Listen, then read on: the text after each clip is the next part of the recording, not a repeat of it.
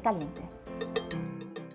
So Latinas using the N-word, it depends on which Latina, because, you know, some of the Latinas are not Afro-Latina, or not in the culture to be using it. So I think it depends on like who it is, who's saying it. Like with Gina Rodriguez, I don't see her in like the hip hop culture. I don't see her around black people. I don't see her, you know, fighting for black people when there is an incident. I don't see her doing that, so I don't think she should be using it. Let's be real, a lot of Latinos don't accept the Afro-Latino identity. A lot of black people don't accept the Afro-Latino identity. So for me, it makes it a little tricky, right? Because it could be someone who is in the community, who is down for the cause, but can be received differently from, you know, depending on who's delivering it and to whom she's saying and where. You know what I mean? So it gets really complicated, you know? Yeah, I don't want any of us to use the word. I sort of in that vein too. You know, especially in today's society, just with everything that's been going on against our black and brown children, I'm not comfortable with the word, and we've all been guilty of using it, as you know, amongst one another, amongst our friends.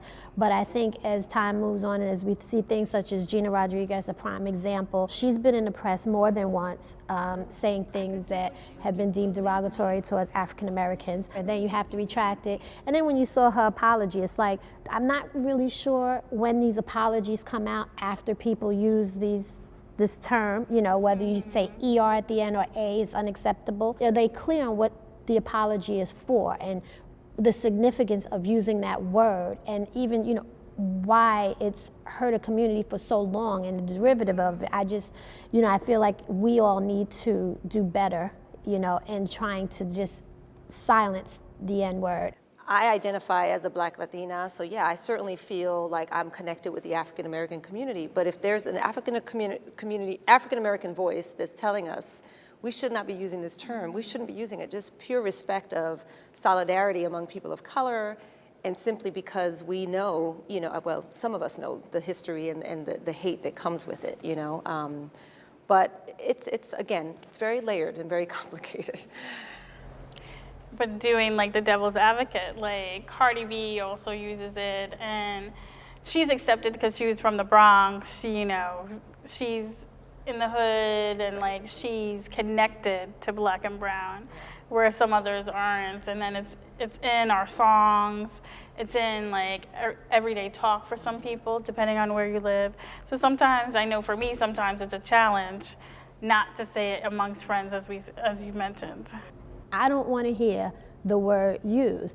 And as I get older and as I see, you know, with this president that we have in office right now and what we're really seeing come out of this, and, you know, the hatred that has always been there, but now people are feeling more comfortable. Until we recognize that this word was created, the use of this word has always been a negative, and we really educate our youth and people our age, right? We know people our age that use it. I just think we've gotten so comfortable with it. It's a hard thing to break, but I'm not more offended if someone Latino or someone black uses it. It makes me cringe when I just hear it, period. Yeah, I agree with you. I mean, I from the onset, you know, feel very strongly about the word. And I think now more than ever, given where we are as a society and as a country, white folks are reclaiming that word and they're coming after us, right? And I think whether we're black, Latino, whoever we are, however you identify, it's scary out there. And I think we need to really, you know, re-educate ourselves or educate ourselves and recognize that, yeah, that term of endearment may exist, but it's still being used very actively in a form of hate. And so we have to be, you know, we also have to be armed with that. So I'm not comfortable. So I definitely agree with you. I think we all have to just, you know, hold each other accountable.